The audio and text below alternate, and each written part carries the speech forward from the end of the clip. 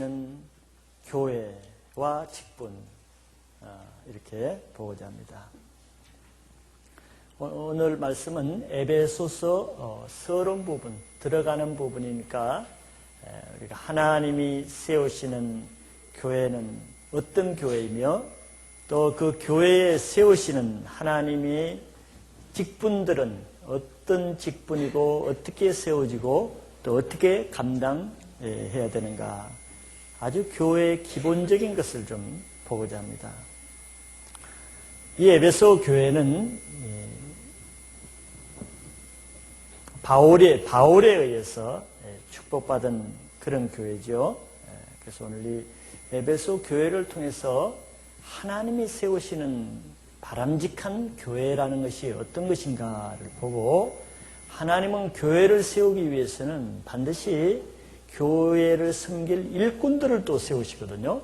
그래서 그 교회에 세우시는 일꾼들은 어떻게 세워지며 어떤 직분을 감당해야 되는가, 교회 생활을 하시는 데 있어서는 아주 기본적인 것이니까 오늘 말씀을 통해서 참된 교회와 하나님께 주신 직분에 대해서 잘 알 수 있는 기회가 되기를 바라겠습니다. 자, 첫째, 하나님이 세우신 교회에 대해서 에베소 교회를 중심으로 보겠습니다. 이 본문에 나온 이 편지는 사도 바울이 에베소 교회에 보내는 편지였습니다. 그러니까 우리가 에베소 교회를 잘 살펴봄으로써 앞으로 볼 이 에베소서를 이해하는 데 굉장히 도움이 될 것입니다. 또한 이 에베소 교회는 교회의 두 가지 모습을 잘 나타내줘서 비교할 수 있는 좋은 모델이 되기 때문에 우리들이 참된 교회와 또 그렇지 않는 교회가 어떻게 구별되는가 하는 것을 에베소 교회를 통해서 여러분들이 아시길 바랍니다. 사도행전 18장 19장 양장에 걸쳐서 에베소 교회가 어떻게 생겼는가를 여러분들이 아실 것입니다. 에베소 교회는 사도 바울은 선교사지요. 한 곳에 머물러서 교회 사역을 하는 사도가 아니었습니다. 교회 개척하면 또 딴 데로 가고 여러 곳을 다니면서 곳곳에 교회를 세우신 그런 사역을 했는데, 그 많은 교회를 사역하는 중에서도 에베소 교회만은 조금 예외적으로 특별히 오랫동안 머물러서 사역을 했습니다.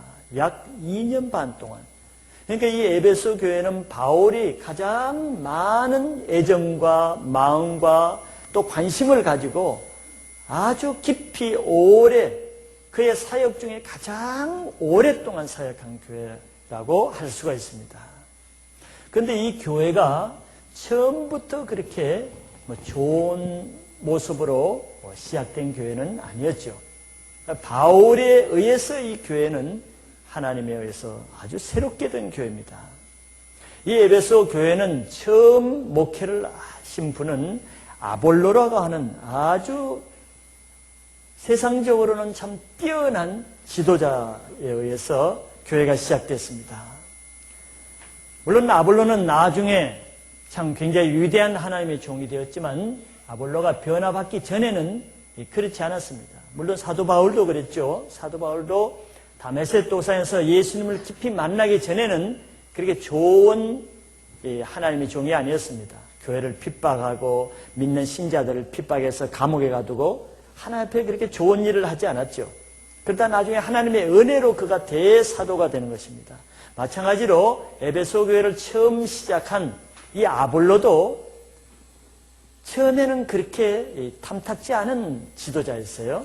그러나 나중에 브리스길라와 아굴라에 의해서 그가 변화되고 나서 그는 바울파, 아볼로파, 베드로파, 그리스도파라고 할 만큼 영향력을 가진 그런 아주 하나님의 신실한 종이 되었죠. 이 아볼로는 인간적으로 보면은 굉장히 뛰어난 자질을 가졌습니다. 그는 아주 지식이 많고 박식했고, 또 그 중에서 특별히 성경에 대해서 아주 박식한 신학자라고도 할 수 있습니다. 그 중에서 또 예수님에 대해서 아주 많은 지식을 가지고 있었어요. 예수님에 대해서 아주 자세한 별것 다 알고 있었어요, 이 아볼로는. 그래서 아볼로가 에베소 교회를 목회할 때는 그 성도들한테 매주마다 예수에 관해서 대충 설교하는 것이 아니고 어떻게 했다고 했습니까?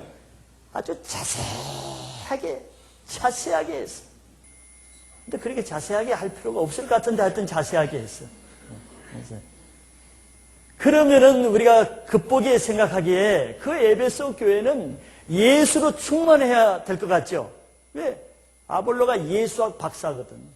성경을 아주 박식하게 한 데다가 예수에 대해서 성도들에게 얼마나 자세히 설명했으니까 아마 그 성도들도 예수에 충만해가지고 다 예수와 같이 예수님을 닮아가지고 은혜가 많고 아주 성령 충만한 교회일 거라고 우리가 생각하기 쉽죠. 왜? 그 목회자가 뛰어난 박식한 신학자요. 예수님만 증거하니까. 그러나 여러분들 여기서 우리는 잘 비교를 해보시기 바랍니다. 그러나 이 아볼로가 예수의 성경에 보면 예수에 관해서 자세히 전했다 그랬어요. 여기 아볼로 자신은 문제가 뭐냐면은 그렇게 예수가 누구냐로서 신학 박사학위를 받았지만서도 문제는 자기 자신이 예수를 만난 적이 없어요. 자기 자신이 예수를 믿든 예수의 생명을 가지지 않는 목회자였어요. 그게 가능할까요? 오늘 맨날 예수에 대해서 설교를 하고 맨날 성경에 대해서 말씀 중심 설교를 하고 맨날 입만 띄면 예수님 십자가 중생에 대해서 설교를 하는 목회자가 정작 자기 자신은 예수를 안 믿고도 그렇게 할 수 있을까요? 할 수 있죠. 바리새인도 입만 떼면은 하나님, 서기관도 입만 떼면은 여호와 하나님, 설교를 하면은 하나님만 전한 사람이었는데 그들은 하나님 믿지 않았어요. 그들은 하나님과 함께하지 않았어요. 바로 아볼로가 그런 에베소 교회 담임 목사인데 이 담임 목사인 이 아볼로는 예수를 자신은 믿지도 않을 뿐더러 예수의 생명, 영생을 가지지도 않았어요. 그러니까 어떻게 되겠어요? 다른 사람에게 아무리 예수에 대해서 전하긴 하는데 예수에 관한 것밖에 못 전하는 거야. 예수 자체는 못 전하는 거야. 왜? 내게 예수가 없는데. 예수님을 전해야 되는데 예수에 관한 것만 전하는 거야. 저것이 달입니다. 이래 손가락으로 하면 우리 달을 가르쳐야 되잖아. 달을 말해야 되잖아. 근데 마치 아볼로는 달을 말하지 않고 저게 달입니다 하면 맨날 이 손가락만 얘기하는. 저 손가락 보세요. 방향이 45도지요. 60도로 올라가지요. 손가락에 좀 손톱이 있죠. 손가락이 좀 말랐죠. 색깔이 손가락에 대해서 자세하게 가르치는 거야. 근데 손가락 안만 알아도 달을 볼 수가 있어요? 달을 못 보게 하는 거야. 손가락에만 관심을 치우쳐버려. 예수님 자신을 증거하고 예수님 자신을 선포해야 되는데 예수를 만난 경험이 없으니까 예수에 관한 것만 자세하게 전했다 그랬어요. 더 중요한 것은 그는 예수를 영접하지 않고 예수를 모르니까 성령을 받지도 않았고 성령을 알지도 못하고 그랬으니까 성령을 그 교회는 가르치지도 않았어. 성령이 있는지도 몰라, 아볼로. 그러니까 어떻게 교인들한테 성령을 가르치겠어요? 그러니까 이런 아볼로의 이 아주 박식한 예수에 대한 설교를 듣고 에베소 교인들은 아무도 예수님을 믿지 않았어요. 아무도 예수가 있는지도 몰라. 성령이 있는지도 몰라. 그게 어떻게 가능할까요? 그 교회에서는 계속 예수가 전해지는데 성도들에게는 예수를 믿는 사람이 하나도 없어. 사도행전 19장에 그렇게 나왔단 말이죠. 달을 가리키는 것이 손가락이라면은 예수를 가리키는 것은 누굴까요? 예수를 가리키는 것은 무엇이겠어요? 누구? 사도행전 19장에 나오잖아요. 에베소 교인들이 뭘 알았어? 예수를 알았어? 뭘 알았다 그랬어요? 모른 척하고 딱 앉아 계시는 것 같아요. 다 알면서. 세례 요한의 세례만 알았다 그랬어요. 예수를 가리키는 것이 누굽니까? 세례 요한이란 말이에요. 세례 요한이 예수님보다 먼저 와서 예수가 하나님의 어린 양이라고 가르치는 분이 세례 요한인데, 이 아볼로는 예수를 가르치지 않고 세례 요한에 대해서만 집중해요. 세례 요한 역할만 한 거예요. 세례 요한. 자, 이런 교회는 정작 그 속에서 예수를 말하기는 하지만 예수의 생명이 없는 교회고, 예수를 만난 교인이 없는 교회고, 예수의 능력이 나타나지 않을 뿐더러 성령이 임재할 수가 없는 교회입니다. 이런 교회가, 이런 에베소 교회만 그럴까요? 2000년 전이나 2000년 후냐 앞으로나 교회는 똑같은 모습으로 계속될 것입니다. 이런 교회는 예수의 생명이 없는 죽은 교회예요. 교회는 예수님을 머리로 하는, 교회는 내 몸이라 그랬거든요. 예수님의 몸이거든요. 교회는 건물을 잘 지어서 십자가 두고 교회 모습으로 지어서 교회가 아니고, 교회는 예수님이 임재하는, 예수님이 오늘날은 성령으로 하나님의 임재가 있는 곳이 교회인 것입니다.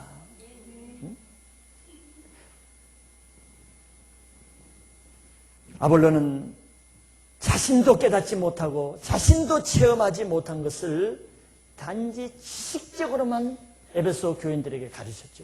그러니까 에베소 교인들은 다 지식적인 신자가 됐어요. 예수가 없는, 생명을 받지 않은 자는 생명을 전할 수가 없어요. 지식만 받은 자는 남에게도 지식만 전할 수가 있다고. 사도 바울이 고린도후서 4장 10절 이하에서 그러죠. 내가 날마다 예수의 죽음을 짊어지면 내 안에서는 사망이 역사하지만 나를 통해서 예수의 생명이 너에게 역사하기 위해서라 그랬거든요. 예수의 생명을 가진 사람은 남에게 예수의 생명을 전해줄 수가 있어요.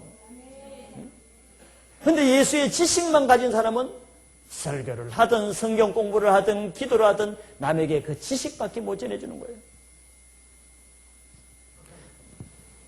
그러다가 하나님이 아볼로에게 은혜를 주신 것은 그 에베소 지방으로 브리스길라와 아굴라 부부가 지나가게 됐어요. 브리스길라와 아굴라는 바울의 동역자이기 때문에 성령이 충만한 아주 좋은 선교사들이었죠. 그분들이 에베소 교회를 지나가면서 그 유명한 아볼로가 설교를 한다니까 그 교회 주일 예배를 참석해봤죠. 참석하니까 아볼로가 입에 침을 튀기면서 예수가 뭐다음에 예수에 대해서 자세히 가르치고 있어.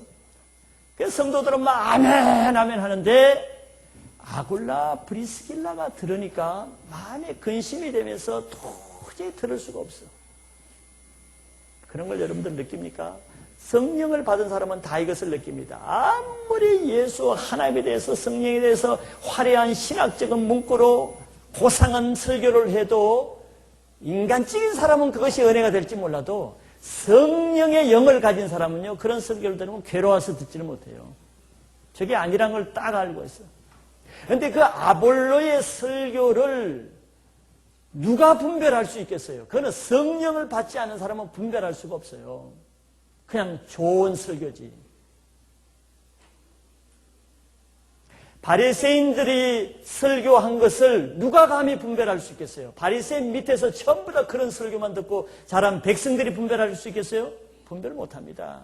예수님이 딱 오셨어야 바리새인 서기관들의 설교가 잘못됐다는 게 딱 분별이 되는 것이라고.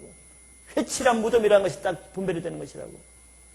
마찬가지로 아볼로의 인간적인 그 교리적이고 지식적인 예수에 관한 설교를 다 성경적이고 바르고 예수에 대한 좋은 설교라고 여기지 감히 그 설교가 잘못됐다고 아무도 분별을 못해.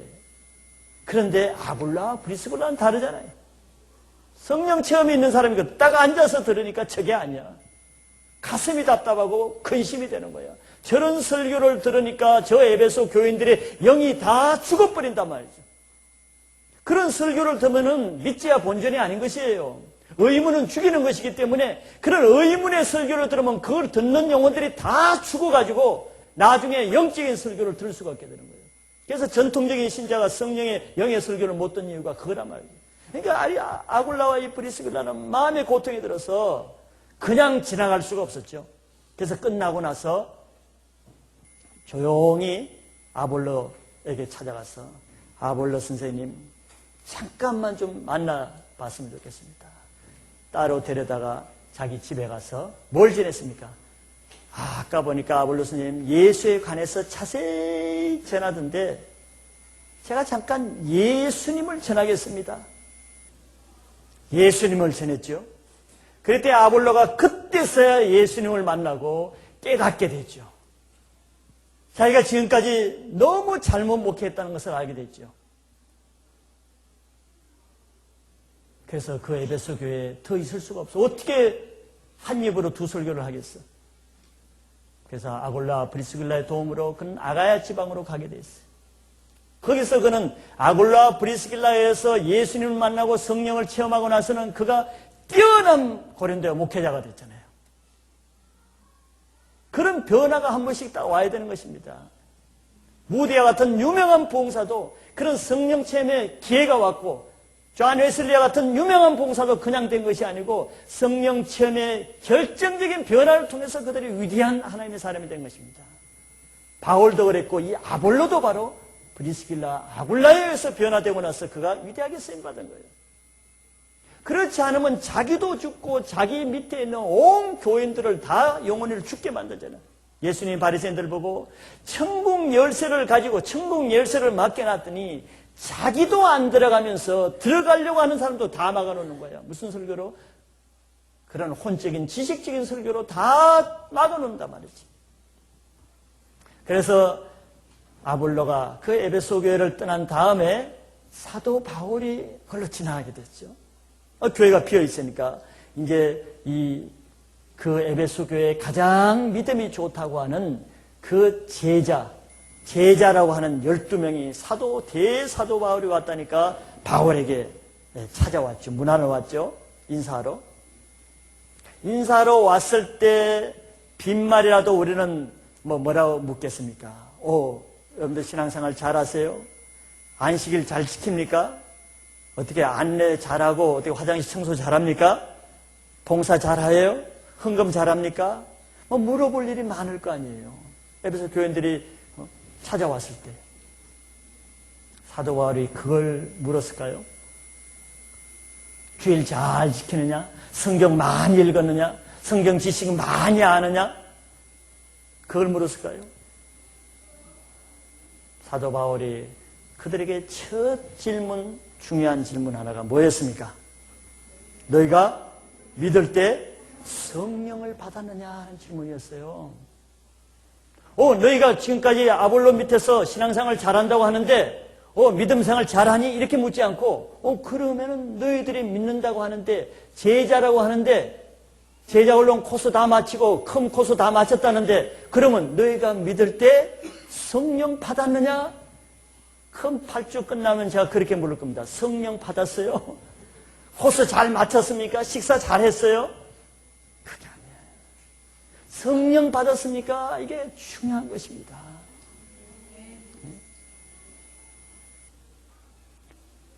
세례 요한은 물로 세례를 주지만 예수님은 뭘로 세례를 준다 그랬습니까? 누가복음 3장 15절에 예수님 뭘로 세례를 줘요? 불과 성령으로 세례를 주시는 거예요.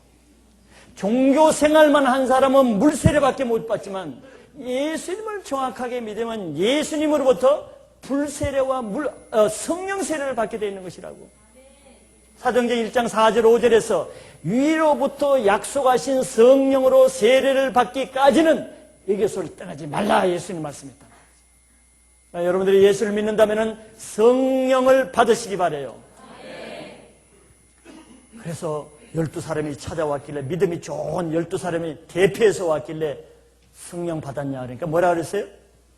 성령 뭐라 그랬어요? 성령이라 해서 숭령이라 그랬어. 이게 되물었어.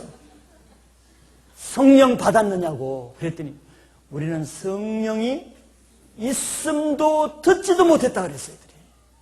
성령이란 말을 한마디도 쓴 적이 없는 거야, 아볼로가 이 교회에서. 왜? 자기가 성령을 모르니까, 성령을 거부하고 성령을 받지를 못했으니까. 그러니까 성령이 뭔지도 조차도 모른다 그랬어요. 우리는 교회에서 성령이라는 거 들어보지도 못했습니다. 예수에 대해서 그렇게 자세하게 가르쳤다는데, 예수는 날 때부터 성령으로 잉태하신 분인데, 성령에 이끌려서 마귀에게 광야에 시험받으러 가신 분인데, 성령에 의해서 부활하신 분인데, 예수에 대해서 자세히 말하려고 그러면 당연히 성령을 빼고는 말할 수가 없는데, 이들은 성령 듣지도 못했다는 거예요. 이게 얼마나 쉬운지 몰라요.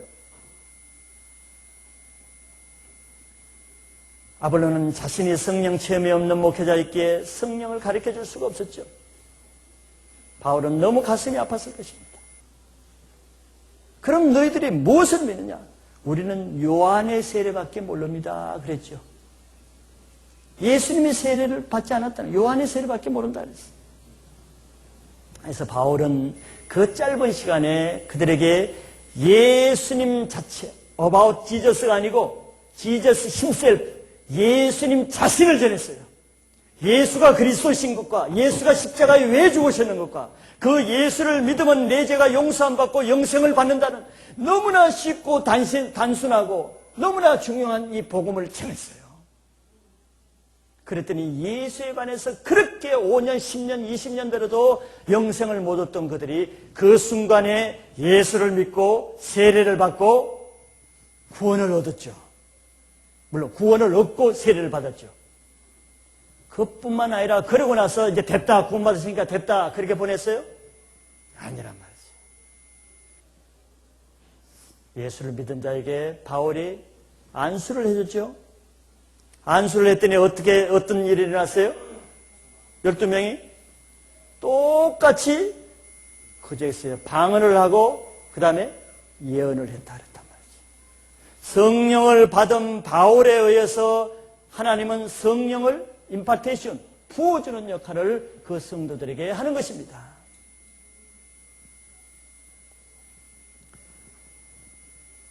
자, 이것이 바로 하나님이 이 교회에 있게 하시는 사역인 것을 우리가 알아야 됩니다. 교회는 예수님에 대한 많은 지식으로 교회가 되는 것이 아니에요. 교회는 기독교에 대한 많은 심오한 신학적인 교리를 엄청 가리킨다고 해서 그게 교회가 되는 것이 아닙니다. 교회는 사람들이 듣기에 아름다운 지식을 전하고 미사여구를 해서 사람들의 마음을 감동시키고 철학적인 용어를 사용해가지고 인생 진리를 설파하는 것이 교회가 아니에요. 교회는 하나님 자신이 계시는 곳, 다른 말로 하면 하나님이 임재가 있는 곳이 교회인 것이에요.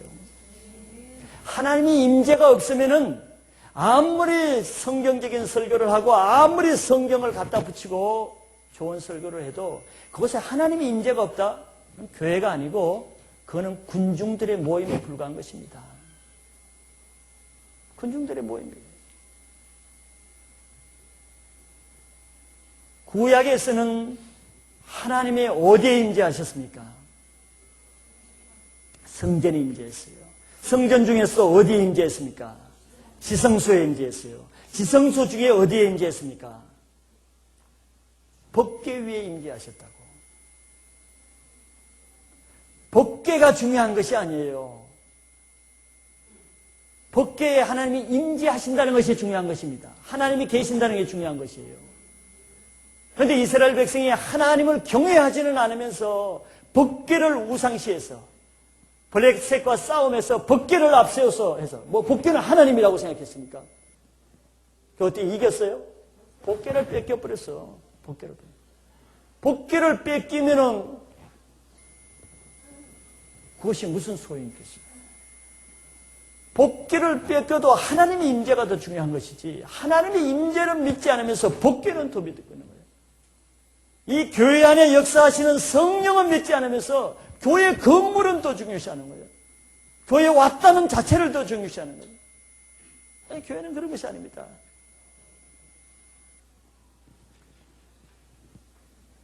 교회는 참 교회라 그러면은 예수 그리스도의 말씀이 선포됨으로 인해서 그 말씀을 통해서 성령이 역사하는 것이 교회예요.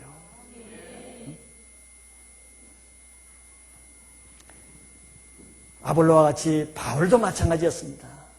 바울도 어렸을 때부터 율법의 교육을 잘 받아서 하나님을 잘 믿는 교육을 받았습니다. 그래서 하나님을 열심히 섬기는 교육을 받았어요. 그러나 그가 아직 성령을 체험하기 전에는 그의 입에서 나오는 것은 인간적인 설교입니다. 고린도전서 2장 1절에 바울이 이런 고백을 했어요. 형제들아, 내가 너희에게 나아가 하나님의 증거를 전할 때, 하나님을 전할 때 어떻게 한다 그러냐면 이제는 말과 지혜의 아름다운 것으로 하지 아니했다. 이 말은 거꾸로 말하면 자기가 예수님을 깊이 만나기 전에는 하나님을 전할 때 말로 전했어. 아름다운 말이라는 것은 철학적이고 지식적이고 미사역으로 사용해서 말로써 자기가 하나님을 전했다는 거예요. 근데 이제는 알고 보니까 그게 아니고 2장 2절에 가니까 너희 중에서 예수 그리스도와 그의 십자가에 못 박힌 것 외에는 내가 아무것도 알지 아니하기로 작정했다는 거예요. 아볼로를 생각해 보세요. 바울도 과거의 아볼로와 같이 그렇게 전하는 거예요. 그러나 이제는 어떻게 한다고 했어요? 예수 그리스도와 그 십자가 자체만을 전한다는 거예요. 그럼 그게 구체적으로 뭐냐? 고린도서 2장 4절에 이렇게 말하죠.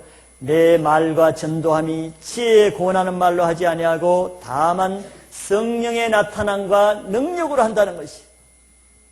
성령의 나타남과 성령의 능력으로만 자기가 사역한다는 거지. 과거에는 자기 사람의 능력, 사람의 지식과 사람의 학문으로 했어요. 그가 학문이 많은 자였으니까. 근데 이제는 아니라 나를 통해서 성령의 나타남과 성령의 능력으로 사역을 한다는 거예요. 왜? 하나님 나라는 말에 있지 않고 어디에 있다? 능력에 있단 말이지.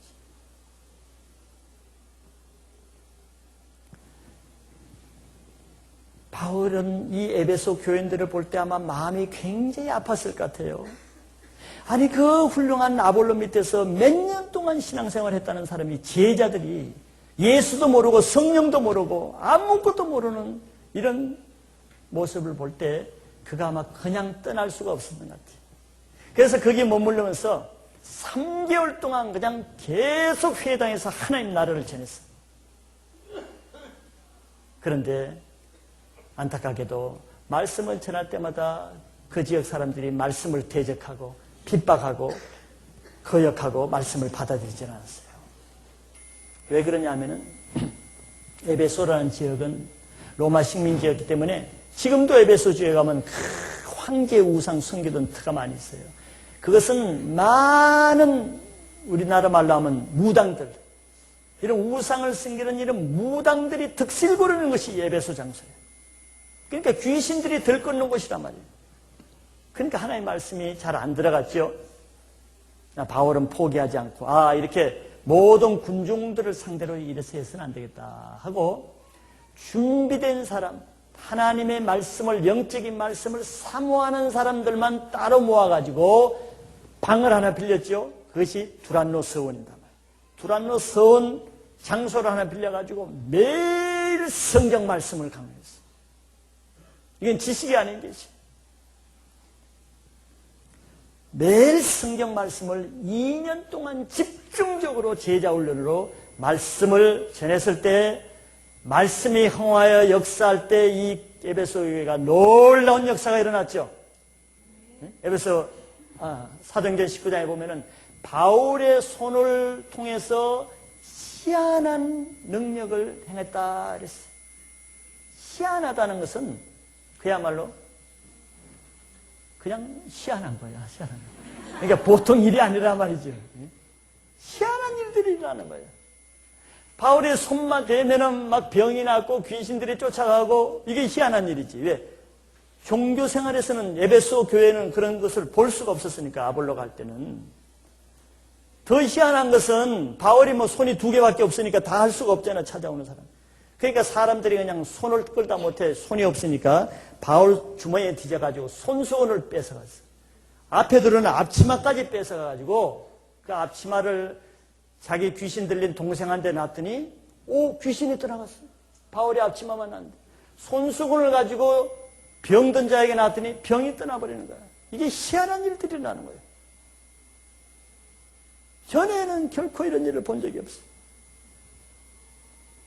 그것뿐만 아니라 그 지역에 있던 수많은 이 무당들이 이제 결국 말씀 앞에 굴복하고 바울 앞에 나가지고 회개하고 예수를 믿고 그동안에 그 자기들이 사용했던 토종비글 같은 이런 마술책들을 은 5만에 해당되는 주술책들을 다 불태웠다 그랬어요.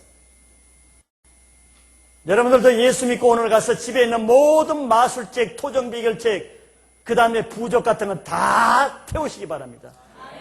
그러나 불나지 않게 잘 태우세요. 참된 교회는 이렇게 말씀이 살아 역사하시는 것으로 표시가 되는 거예요.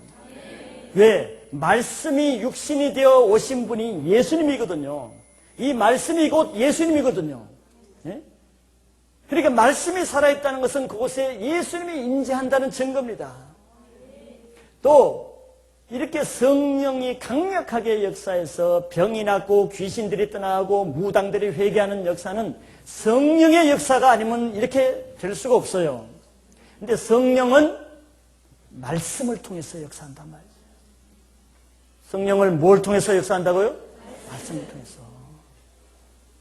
내가 아무리 무를 자르려고 그래도 칼이 있으면 무는 간단해. 그거 힘들지 않아. 어린애도 자를 수가 있어요. 근데 무가 자르기가 어려워서가 아니라, 자를 수 없어서가 아니라 칼이 없는 게 문제잖아요. 마찬가지로 하나님이 우리에게 교회에서 능력을 행하실 능력이 없는 게 문제가 아니라 말씀이 없는 것이 문제란 말이지. 왜? 성령은 말씀을 통해서 역사하시거든.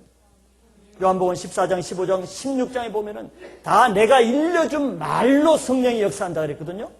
에베소 6장 17절, 18절에도 성령의 금이고 뭐라 그랬어요?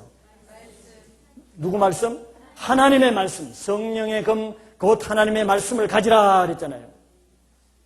이게 에베소 교회에 왜 그런 능력이 나타나는가? 바울이 살아있는 말씀을 선포하니까 말씀의 능력이 곧 성령의 능력으로 나타나는 것입니다. 아볼로는 왜 능력이 나타났지 않았어요? 죽은 지식의 말씀을 전하니까 그것에는 아무것도 나타나지 않는 것이에요. 예수님은 우리에게 분명히 약속했습니다. 여러 군데 약속했죠.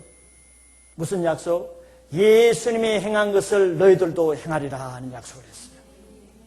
요한복음 14장 12절에는 나를 믿는 자는 내가 한 일을 너희도 할 것이요 이보다 더 큰 일도 한다고 분명히 얘기했어요. 예수님이 복음서에서 한 일을 우리도 할 수 있다는 거예요. 마가복음 16장 17절 보면은 뭐라고 그랬습니까? 나를 믿는 자는 뭘 말한다 그랬어요? 뭘 말해? 한국말만 말하는 것이 아니에요. 영어만 말하는 것이 아니에요. 새 방언을 말한다 그랬어요. 하나님이 주시는 새 방언을 말한다 그랬어요. 그 다음에 또 뭘 한다 그랬어요? 나를 믿는 자는 새 방언을 말하며 귀신을 쫓는다 그랬어요. 분명히. 그 다음에 뱀을 짚는다 그랬어요.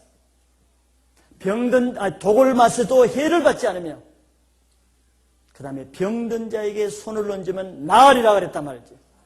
사도 바울이 딴 일을 행한 게 아니에요. 예수님이 성경에서 약속하신 그대로를 바울을 통해서 하시는 거란 말이에요. 그것은 오늘날 여러분들에게도 그대로 나타날 수가 있어. 그래서 에베소 교회 그 우상 단지인 그 에베소 교회가 각종 잡신들, 우상 귀신들이 다 지금 파괴되고 굴복되는 역사가 일어났단 말이지. 다른 말로 하면 영적 전투가 강하게 일어났고 영적 전투의 대승리를 거둔 교회가 에베소 교회예요.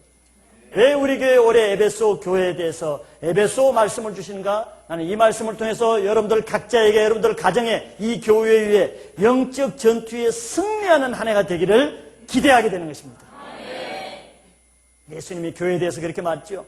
교회는 여러분들 건물이 아니에요. 예수님 뭐라 그랬습니까? 교회에 대해서. 내가 이 반석위에 교회를 세우려니 음부의 권세가 이기지 못하리라 그랬어요. 음부의 권세는 지옥 권세, 마귀 권세, 사단의 권세를 말하는 거예요. 교회를 무슨 콘크리트로 그냥 몇 겹을 콱 해서 사단이 무너뜨리지 못하는 것 같아요? 초가집으로 지어도 음부의 권세가 이기지 못하는 것은 이 안에 성령의 권세, 예수의 권세가 있으면은 마귀가 이길 수가 없다는 것이에요.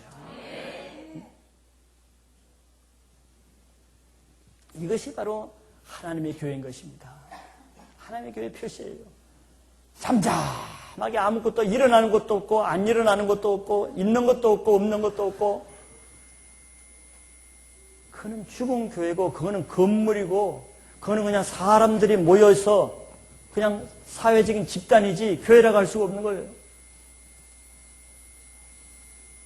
여러분들이 정말 예수를 믿는다면 여러분들 속에 내 안에 계신 이는 이 세상보다 더 크신 분이라고 요한일서에 말하고 있잖아요. 그건 누가? 예수님의 임재가 있는 분에게는 그 말이 응하게 되는 것이에요.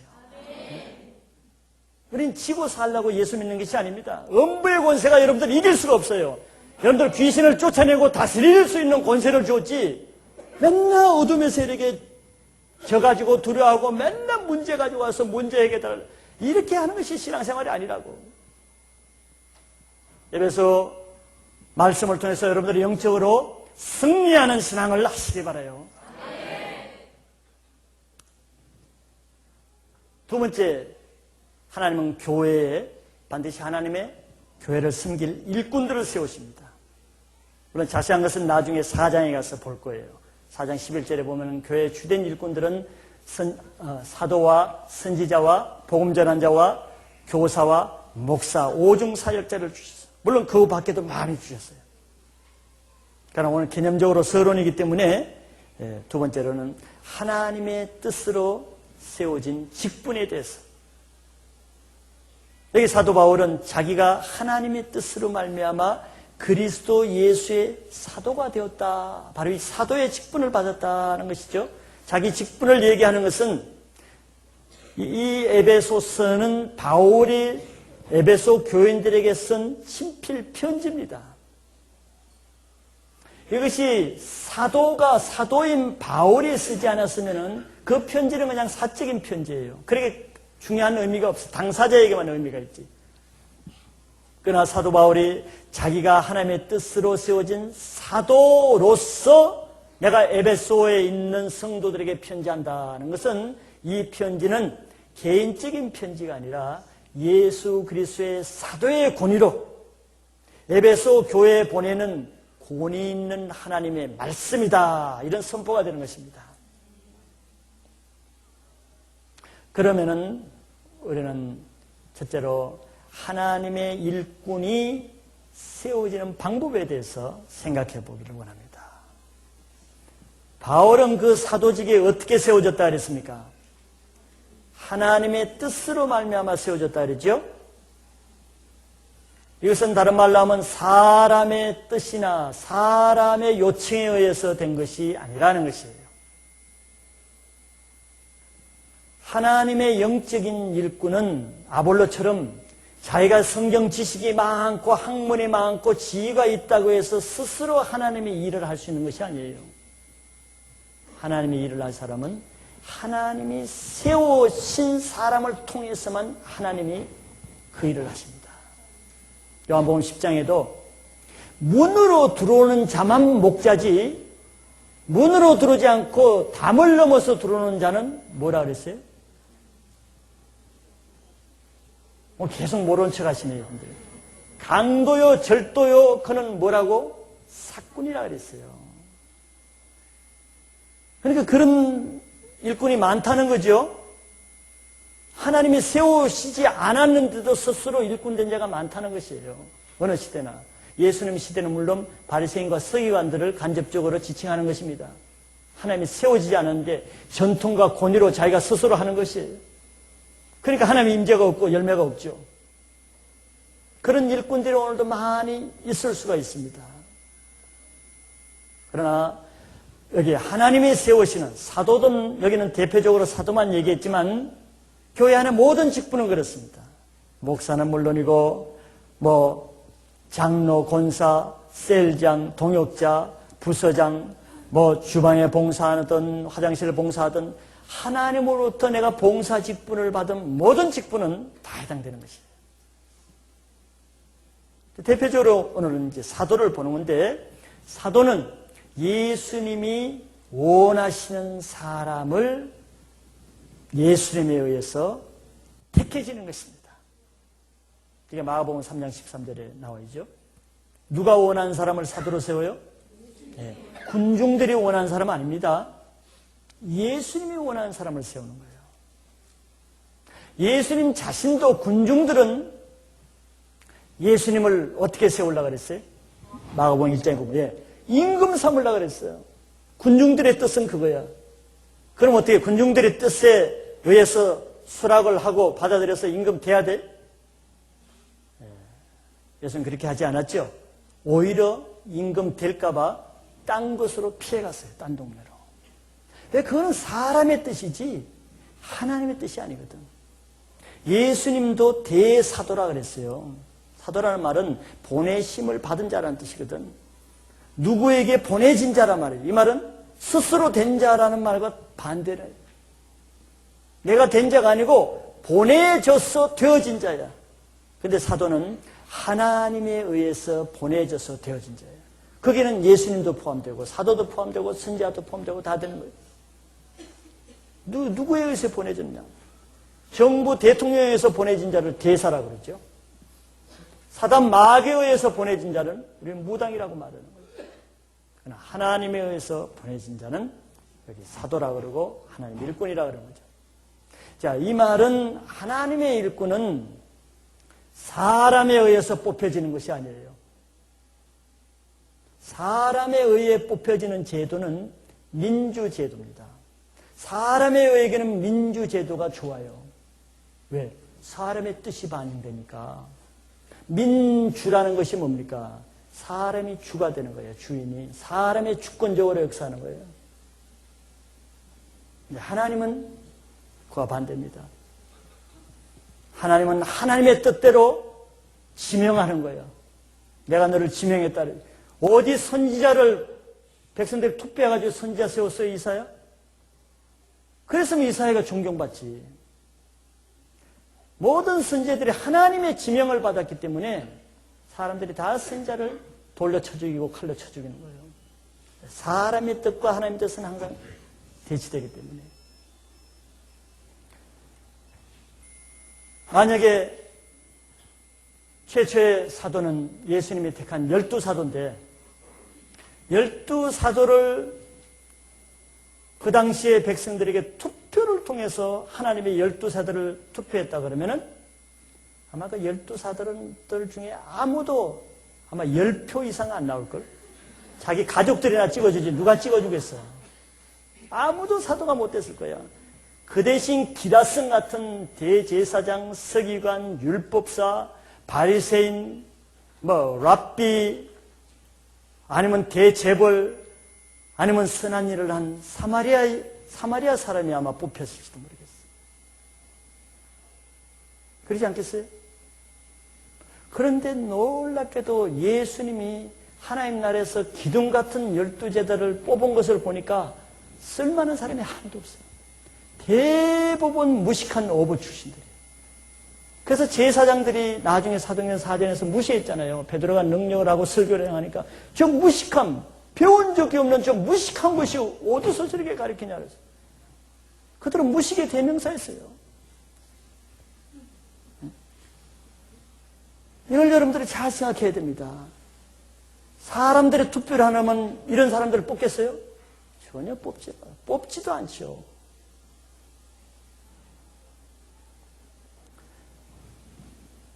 하나님의 일꾼은 하나님에 의해서 뽑혀집니다.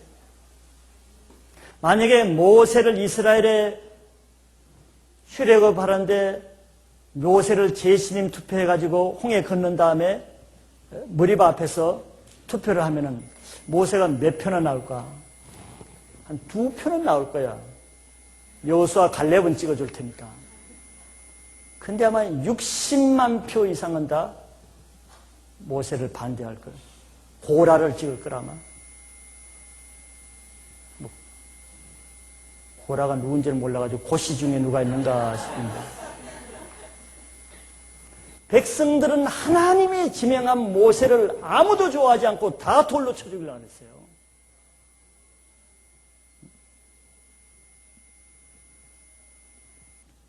오늘날도 바로 마찬가지인 것입니다.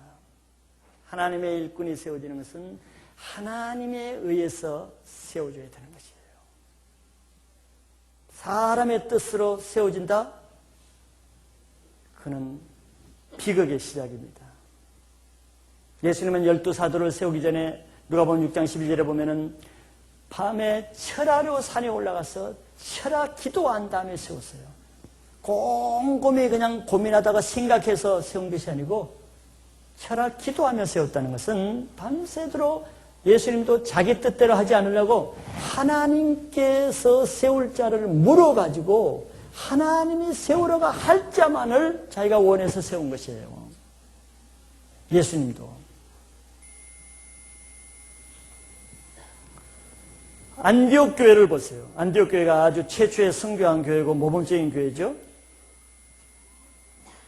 안디옥 교회의 선교사를 파송하는 일에 있어서 어떻게 결정됐는가를 여러분들이 아실 것입니다.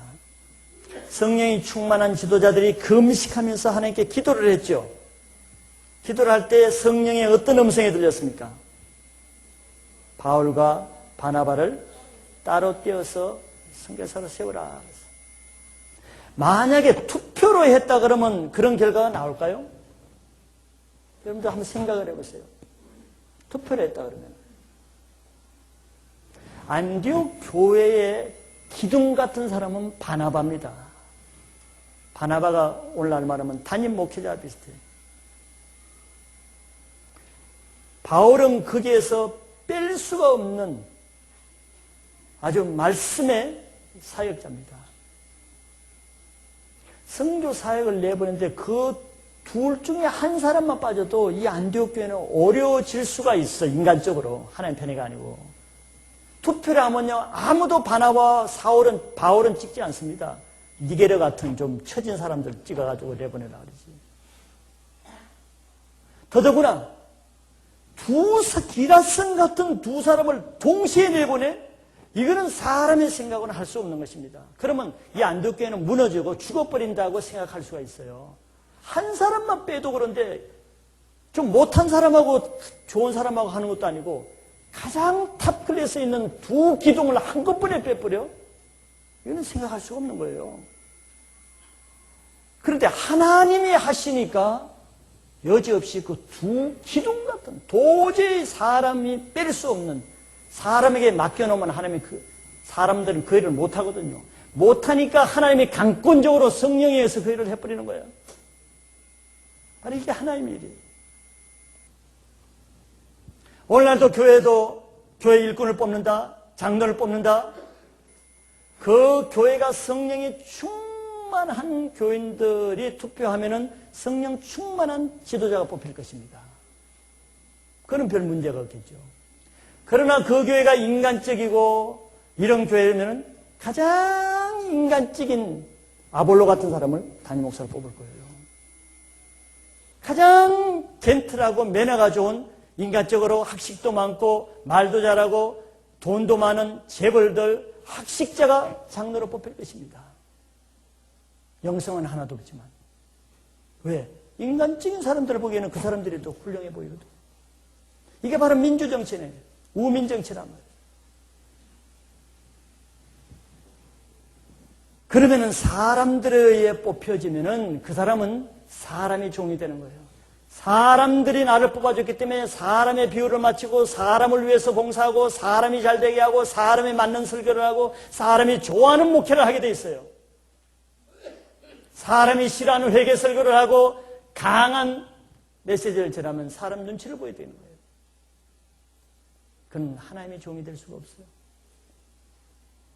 그래서 사람들은 사람이 좋아하는 지도자를 뽑으려고 그러는 거예요. 그런데 하나님은 구약 때부터 한 번도 그러지 않았기 때문에 하나님이 뽑은 모든 일꾼들은 다 순교 아니면 다 처형당했어요. 예외 없이. 왜 늘 자기들이 하라는 거 못하게 하고 죄만 책망하고 늘 하나님의 바른 것만 하니까 누가 좋아하겠어요?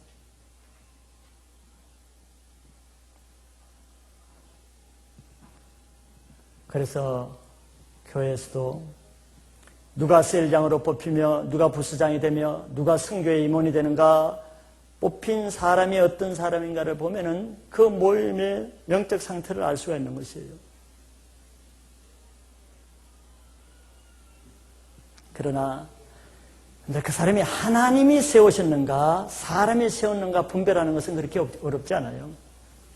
사람에 의해서 세워진 사람은 사람을 위해서 일을 하게끔 돼 있고 그것이 모습이 다 보여집니다.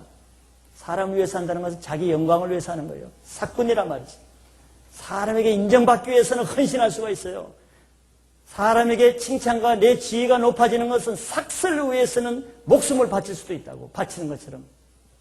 그러나 자기 영광과 유익이 없는 곳에서는 한 발짝도 움직이질 않는 것이죠. 더구나 이리가 올 때는 사꾼은 버리고 떠난다 그랬어요. 자기 이제 더 챙길 것이 없으면 이제 떠난 거예요, 딴 데로. 그리고 일을 맡겨놓으면 그것을 자기 거 사당화한단 말이에요. 자기 영광을 받을 대상 무리로 생각해요. 하나님의 영광을 다 도둑질해 가는 거예요. 포문하는 것입니다. 그래서 예수님이 바리새인들에게 칭찬받는 자들아 화 있을진저, 왜 바리새인들이 그렇게 말합니까? 요한복음 5장에 서로의 영광을 취하고 하나님의 영광을 구하지 아니하니 어찌 너희 가운데 하나님의 사랑이 있겠느냐 이랬지. 왜 하나님을 못 만나겠어요? 신앙생활을 해도 자기 영광을 위해서 하니까.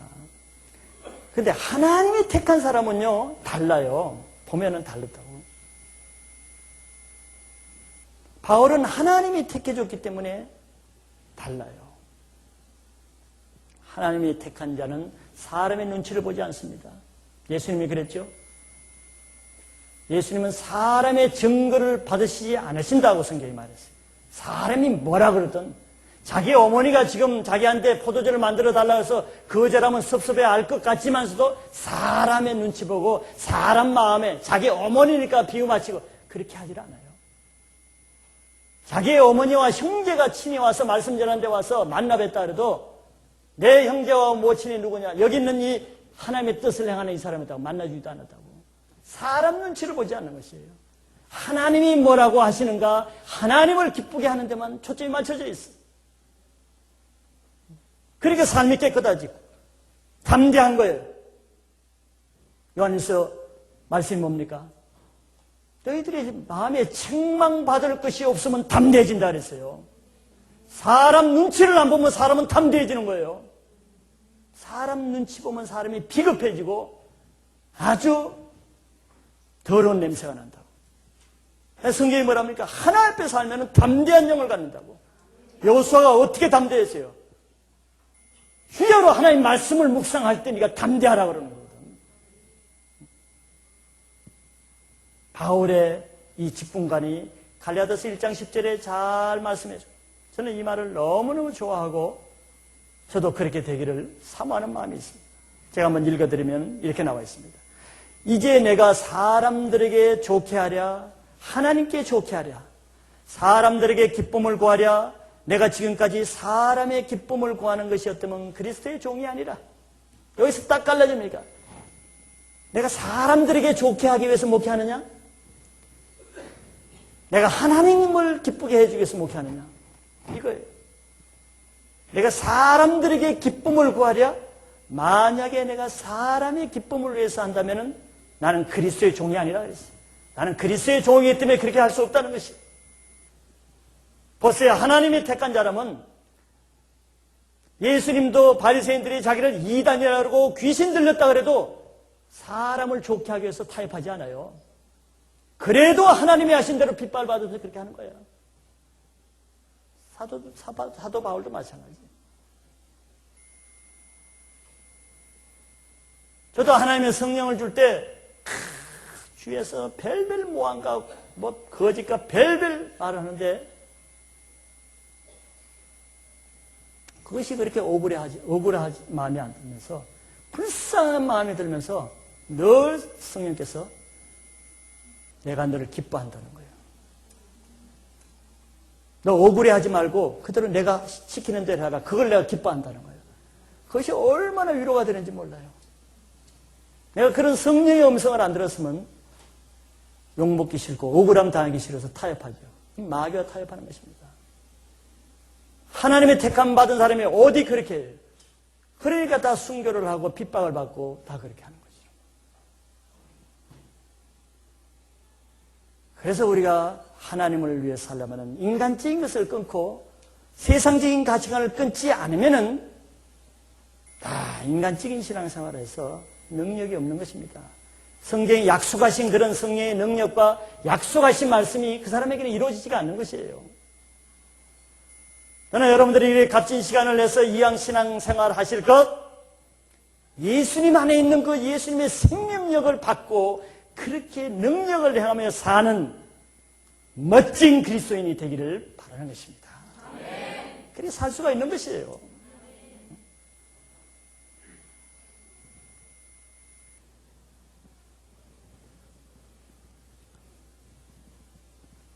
마지막으로 두 번째는 그런 하나님의 직분으로 세워진 사람이 그 직분을 행하는 자세, 하나님의 일꾼이 일하는 자세에 대해서 보고자 합니다.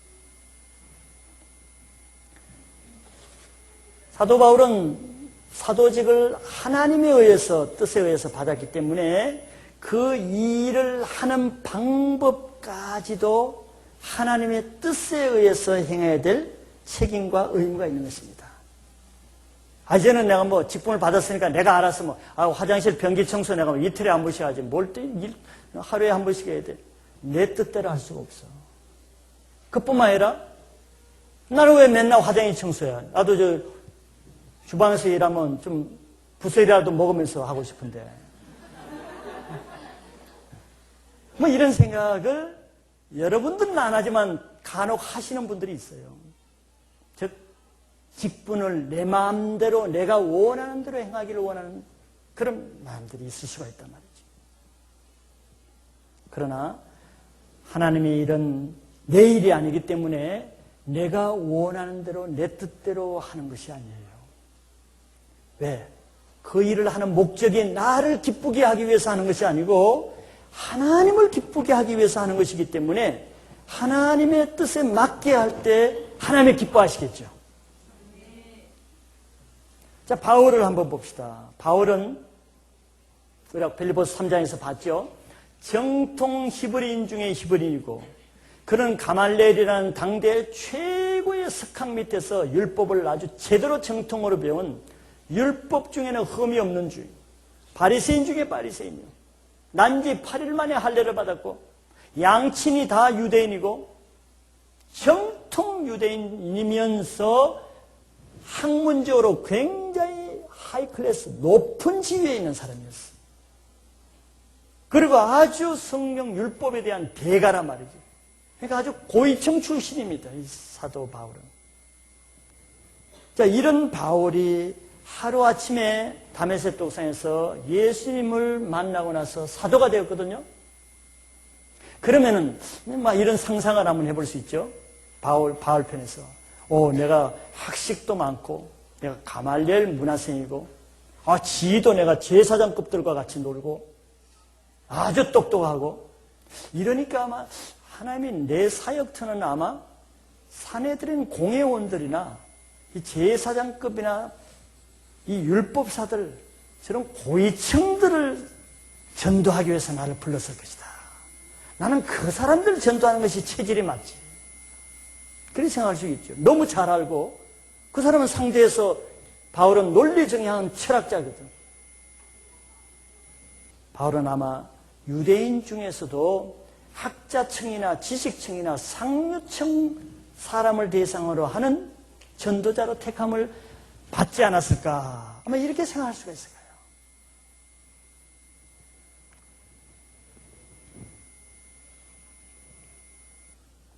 그러나 하나님이 그 학식 높은 도도한 율법사요 바리새인은 바울을 불러다가 나중에 그에게 직분을 맡기는 것이 뭐였어요? 이방인의 사도가 되는 것이었습니다. 우리들은 별로 관계없어. 우리들이 이방인이니까. 잘됐다 고맙게 생각하죠. 그러나 여러분들 유대인들 편에서 이방인들의 개념을 생각하면 다릅니다. 유대인들은 이방인들은 사람 취급을 안 하고 성경에서 뭐라고요? 개로 취급했어요. 인간 취급을 안 했다고. 하나님도 모르고 율법도 없고 우상이나 섬기고 굿이나 하고 이런 민족이기 때문에 아주 버러지와 같이 취급했어요. 그래서 유대인이면서는 이방인과 만나는 것도 못하게 됐어요. 만나면 출교당해요. 그 공동체에 쫓겨난단 말이죠. 더구나 이방인과 만나서 식사를 해? 큰일 나. 베드로가 그러다 큰일 나서 도망갔잖아, 식사하다가. 식사도 못하는 거예요. 만나지도 못해. 친구가 돼? 상상할 수가 없어요. 그렇게 하고 싶은 마음도 없어요. 유대인들은 고고하기 때문에. 인간 취급을 안 하는 거예요. 그런데 일반 유대인도 그런데 바울은 그 일반 유대인 중에서도 아주 엘리트 유대인인데 자기 보고 고상한 일을 해도 내가 지금 할까 말까 하는데 이 버러지 개와 같은 유대인들을 전도하는 일을 맡긴 거예요. 바울은 아마 이방인 사역은 자기가 꿈에도 생각을 못했을 거예요. 자기를 위해서 사꾸는 절대 이렇게 못해요. 내가 회사 사장하다가 이제 그 셀 동역자라도 됐으니까 목에 힘주고 했는데 갑자기 목사님은 우리 김 사장님 화장실 청소가 이번에 맡겨졌습니다. 근데 기쁘죠? 교회를 안 다녔으면 안 다녔지. 우리 집에도 우리 집 화장실도 내가 청소를 안 하는데 상처받고 나와버리기가 쉽지만 우리 교인들은 그렇게 하지 않겠죠? 이거와 비교할 수 없는 것입니다. 선교사로만 나가는 저기 루안다에 가서 선교 좀 하세요. 아이고 거기서 맨날 굶을 텐데. 나 스위스에 가서 선교할 거야. 알프스 산맥 밑에서. 그런 비슷한 유들이요 얼마나 많은 줄 알아요? 목숨을 내놓고 내가 열방을 위해서 하겠습니다 하고 선교지를 자기가 선택하려고 해요. 바울이 이방인의 전도에 순종해서 아시아로 가라 해서 아시아에서 했을 때 바울을 통해서 그때 만나기도 싫어하는 그 이방인들이 바울을 통해서 아시아에 많은 교회들이 개척됐잖아요. 그 직분에 순종할 때 하나님이 그 열매를 주시는 것입니다. 그리고 그것으로 끝난 것이 아니고 아시아에서 열심히 열매를 잘 맺어가지고 잘 사역하는데 하나님은 또 갑자기 나타나셔서 아시아에 전도 그만하라 그랬어요. 아시아 복음 전하지 마. 아니 지금 여기서 죽을 쓰고 열매가 없고 못한다면 이해가 되지. 근데 지금 이렇게 아시아 사람들이 막 다 주께로 돌아오고 교회가 서 나가는데 왜 전도하지 말라는 거야? 이거 하나님이 조금 어떻게 되신 거 아니야? 이런 생각을 할 수가 있죠. 즉 하나님의 오묘한 일은 사람이 이해할 수 없는 일이 너무 많아요. 그리고 나서는 하나님이 뭐라 하냐면 유럽으로 마게도니아라고 하는데 마게도니아가 우리 오늘날은 유럽입니다. 유럽으로 가서 하라는 거야. 지금 잘하고 있는 것을 그만두고 고집이 있는 사람, 자기 주관이 강한 사람은 하나님이 말이고 뭐고 그곳에 앉아서 열심히 하겠죠. 이러기가 너무 쉬운 것이에요. 그런데 바울은 또 그게 순종해서 잘하던 일을 접어두고 그걸 포기하고 자기 계획을 다 포기하고 마게도니아 가서 호흡파 아는 데가 하나도 없어. 처음에는 진짜 피의식이 들 거야. 아는 사람이 하나도 없는데 어디서 교회를 세워? 그래서 할 수 없이 강가에 가서 안식일에 기도를 하자. 기도를 하는데 하나님이 일을 하셨죠. 준비된 루디아라는 한 사람을 통해서 금방 빌립보 교회가 개척되어 버렸어요. 하나님의 뜻에 순종하면은 하나님이 가장 준비된 사람을 붙여주시는 거예요. 하나님이 세우신 사람의 특징은 바로 그 사람에게 하나님이 준비한 사람을 붙여주는 것을 통해서 저 사람이 하나님의 사람이라는 것을 알 수가 있습니다.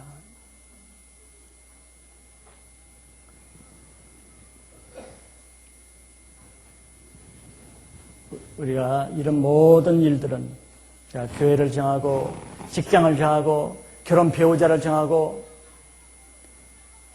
그런 내가 하나님의 일을 하는 이상은 예수님이 보여줬었고 사도 바울이 보여준 것처럼 우리에게도 동일하게 기도를 통해서 성령의 음성을 듣고 하나님의 뜻에 의해서 하면은 그 일에 하나님이 함께 해주세요. 그러나 내가 하나님의 뜻을 거스려 가면서까지도 내가 내 일을 할 수 있습니다. 하나님이 하와가 선악과 따먹는 거 손목을 자르지 않아요. 자유의지를 줬기 때문에. 따먹게도 놔둡니다. 아브라함이 그랄 지방으로 도망가기도 놔둬요. 자기가 한다 그러면은. 그러나 문제는 그 일에는 하나님이 함께 하시지 않는 것이 문제입니다. 내 뜻대로 내가 교회 생활을 이렇게 할 수도 있고 결혼을 내가 누구와도 할 수 있고 직장을 어떤 직장을 할 수도 있는 것은 자유. 하나님 그건 놔둬. 그러나 하나님의 인도하심으로 하지 않는 것에는 하나님이 함께하지 않는다는 것이죠. 창세기 6장에도 사람들이 하나님의 아들들이 사람의 딸들을 취해서 자기가 좋아하는 여자들과 결혼할 때 결혼할 수 있어. 못하게 막 첫날 밤부터 갈라놓지 않아요. 그러나 문제는 저들이 육신이 되게 놔두고 내 신은 저와 함께하지 않는 것이에요. 그것을 바로 하나님의 임재가 어떤 일을 하는 것보다 더 중요하다는 것을 강조해 주는 것이에요. 자, 결론적으로 오늘 말씀을 통해서 교회라는 것은 무엇인가 하는 것을 배웠으면은 우리들은 교회 생활에 무엇을 중요시하고 교회 생활을 통해서 무엇을 목적으로 하고 어떻게 해야 되는가를 여러분들이 아실 것입니다. 두 번째는 교회에서 하나님이 주어진 직분을 감당할 때 그것이 중요한 직분이거든 작은 직분이거든 상관없이 그 직분을 받는 자세가 어때야 되고 그 직분을 감당하는 자세가 어떠해야 되는가를 여러분들이 배우시길 바랍니다. 이런 기본적인 것을 잘 하실 때 모래 위에 집을 짓는 것은 아무리 잘못된 모래 위에 집을 지으면 그것은 다 원점으로 돌아가는 거예요. 그러나 반석 위에 교회가 무엇이며 교회 생활이 무엇이며 교회에 중요한 것이 무엇이고 교회를 봉사하는 지침이 무엇이고 원리가 무엇이고 반석 위에 성경에 기초한 말씀에 기초하면은 더딜지라도 그것은 무너지질 않습니다. 엉뚱한 길로 가지 않는단 말이지.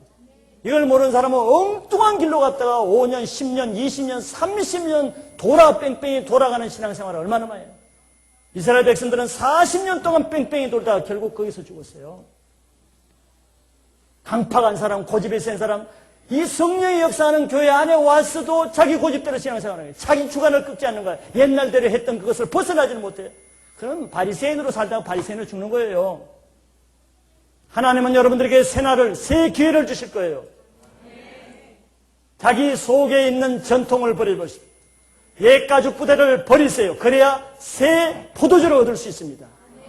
새 포도주를 먹기를 원하는 사람은 새 가죽 부대를 준비하시기 바랍니다.